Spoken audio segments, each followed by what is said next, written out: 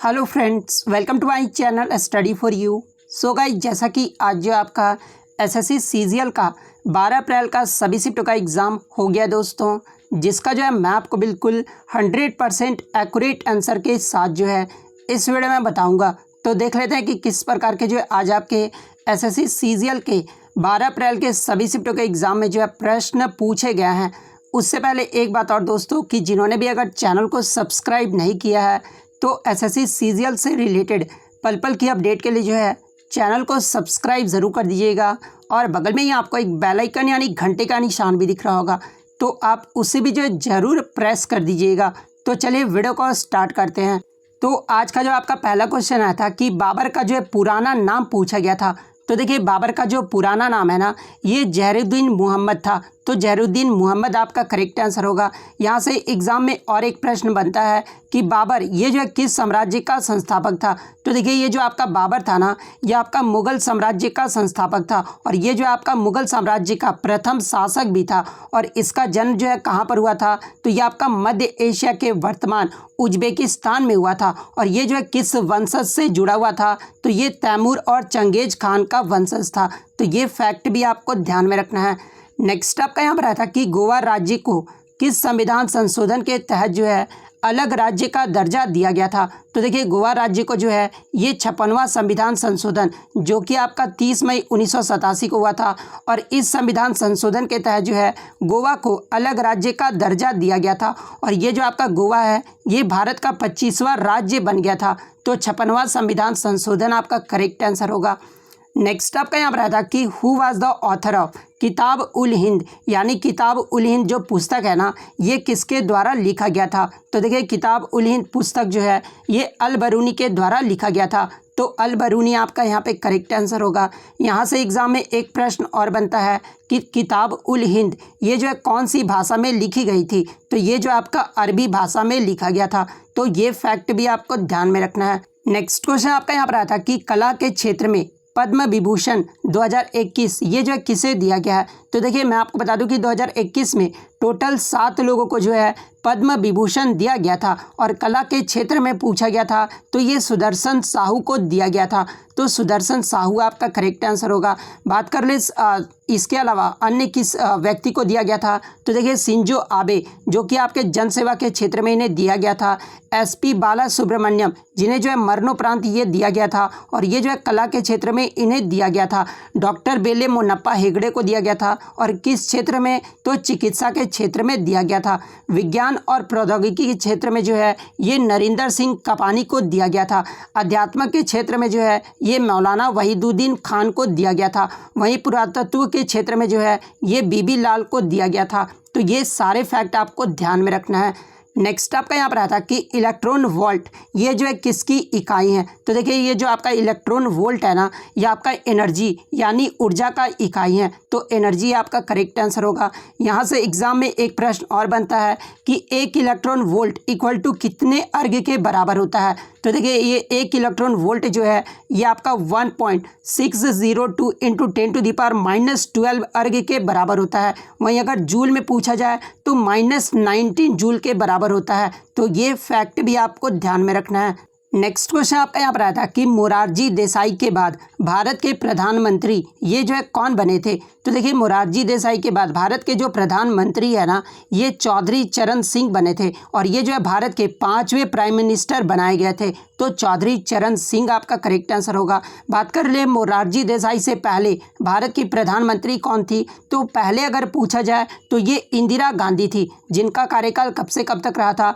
तो 24 जनवरी 1966 से लेकर 24 मार्च 1977 तक रहा था। वहीं मोरारजी देसाई के बारे में अगर बात कर ले तो मोरारजी देसाई का जो कार्यकाल है ये 24 मार्च 1977 से लेकर 1979 तक रहा था। उसके बाद जो है चरण सिंह जो है ये भारत के प्रधानमंत्री बनाए गए थे, जो कि जिनका कार्यकाल 28 जुलाई 1979 से लेकर जो है 14 जनवरी 1980 तक रहा था। तो ये फैक्ट भी आपको ध्यान में रखना है।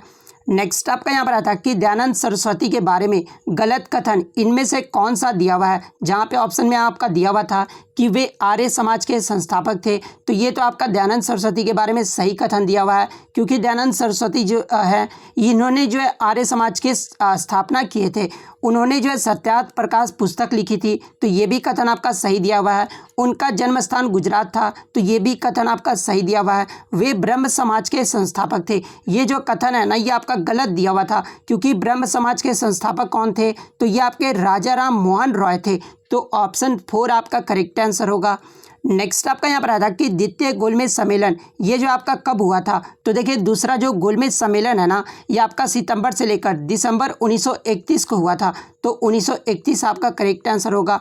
और ये जो द्वितीय गोलमेज सम्मेलन है ये कहाँ पर आयोजित किया गया था, तो देखिए तीनों जो गोलमेज सम्मेलन है ना, ये आपका लंदन में आयोजित किया गया था। और इसी गोलमेज सम्मेलन में जो है गांधी जी कांग्रेस का नेतृत्व कर रहे थे। तो ये फैक्ट भी आपको ध्यान में रखना है। यहाँ से एग्जाम में एक प्रश्न और बनता है कि किस गोलमेज सम्मेलन के बाद जो है गांधी जी ने सविनय अवज्ञा आंदोलन शुरू किया था। तो देखिए द्वितीय गोलमेज सम्मेलन के बाद जो है गांधी जी ने सविनय अवज्ञा आंदोलन शुरू किया था। तो ये फैक्ट भी आपको ध्यान में रखना है। नेक्स्ट आपका यहाँ पर आया था कि नेफ्रॉन ये जो है किस अंग का बुनियादी कार्यात्मक इकाई है। तो देखिए ये जो आपका नेफ्रॉन है ना, ये आपका किडनी का जो है बुनियादी कार्यात्मक इकाई है। तो किडनी आपका यहाँ पे करेक्ट आंसर होगा।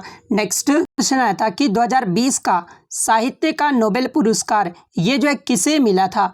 तो देखिए 2020 का जो साहित्य का नोबेल पुरस्कार है ना, ये अमेरिकी कवित्री लुइस ग्लक को दिया गया था। तो लुइस ग्लक आपका करेक्ट आंसर होगा। बात कर ले 2021 का साहित्य का नोबेल पुरस्कार ये जो है किसे मिला था। तो देखिए 2021 अगर पूछा जाए तो ये जो है अब्दुल रज़ाक गुरनाह को दिया गया था। तो ये फैक्ट भी आपको ध्यान में रखना है। नेक्स्ट क्वेश्चन आपका यहाँ पर आया था कि असम सरकार ने हाल ही में किस महिला एथलीट को जो है डीएसपी नियुक्त किया है। तो देखिए हाल ही में असम सरकार के द्वारा हिमा दास को जो है डीएसपी नियुक्त किया गया है। तो हिमा दास आपका करेक्ट आंसर होगा। यहाँ से एग्जाम में एक प्रश्न और बनता है कि ढिंग एक्सप्रेस के नाम से किसे जाना जाता है। तो देखिए ढिंग एक्सप्रेस के नाम से जो है ये हिमा दास को जाना जाता है। तो ये फैक्ट भी आपको ध्यान में रखना है। नेक्स्ट आपका यहाँ पर आया था कि देवमाली सर्वोच्च पर्वत शिखर ये जो आपका किस राज्य में स्थित है। तो देखिए ये जो आपका देवमाली सर्वोच्च पर्वत शिखर है ना, ये आपका उड़ीसा के पूर्वी घाट पर देवमाली सबसे ऊंची पर्वत चोटी स्थित है। और ये जो आपका उड़ीसा के कोरापुट जिले में स्थित है। तो उड़ीसा आपका यहाँ पे करेक्ट आंसर होगा। अगर एग्जाम में इसकी हाइट पूछी जाए तो इसकी जो हाइट है ना देवमाली पर्वत का वो 1672 मीटर है। तो ये फैक्ट भी आपको ध्यान में रखना है। इसके अलावा मैं बता दूं कि पश्चिम बंगाल की जो सबसे ऊंची चोटी है ये आपका संडकफू है। वहीं अगर तमिलनाडु की सबसे ऊंची चोटी की बात कर लें तो ये आपका डोडा बेटा है। तो ये फैक्ट भी आपको ध्यान में रखना है। नेक्स्ट आपका यहाँ पर आया था कि दिल्ली भारत की राजधानी ये जो है कब बनी थी। तो देखिए दिल्ली भारत की राजधानी का जो घोषणा है ना, ये आपका 1911 में किया गया था। लेकिन राजधानी जो है ये आपका 1912 ईस्वी में बना था। तो 1912 आपका करेक्ट आंसर होगा। वहीं अगर बात कर ले 1912 से पहले भारत की राजधानी कौन सी थी, तो कोलकाता था। तो ये फैक्ट भी आपको ध्यान में रखना है। नेक्स्ट आपका यहाँ पर आया था कि अनुच्छेद 368 ये जो है किससे संबंधित है। तो देखिए ये जो आपका आर्टिकल 368 है ना, ये भारतीय संविधान के भाग 20 में जो है अनुच्छेद 368 संविधान और इसकी प्रक्रिया में संशोधन करने के लिए जो है संसद की शक्तियों से संबंधित है। तो संविधान संशोधन आपका करेक्ट आंसर होगा। नेक्स्ट आपका यहाँ पर आया था कि भारत देश की जो जीडीपी है ये किस में दिखाई जाती है, जहाँ पे ऑप्शन में आपका रुपया डॉलर दिया हुआ था। तो देखिए भारत देश की जो जीडीपी है ना, ये आपका डॉलर में दिखाया जाता है। तो डॉलर आपका करेक्ट आंसर होगा।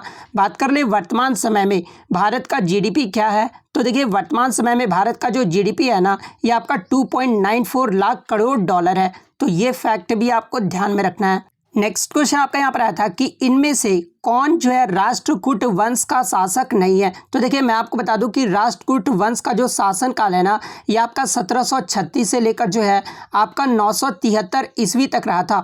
और जो राष्ट्रकूट वंश के जो शासक का नाम आप देख लीजिए, जैसे कि दंती दुर्ग, कृष्ण प्रथम, गोविंद द्वितीय, धुरुधरावर्ष, गोविंद तृतीय, ओमघवर्ष प्रथम, कृष्ण द्वितीय, इंद्र तृतीय, ओमघर्ष द्वितीय, ये सब जो आपके किसके शासक के नाम हैं, तो ये राष्ट्रकूट वंश के शासक के नाम हैं।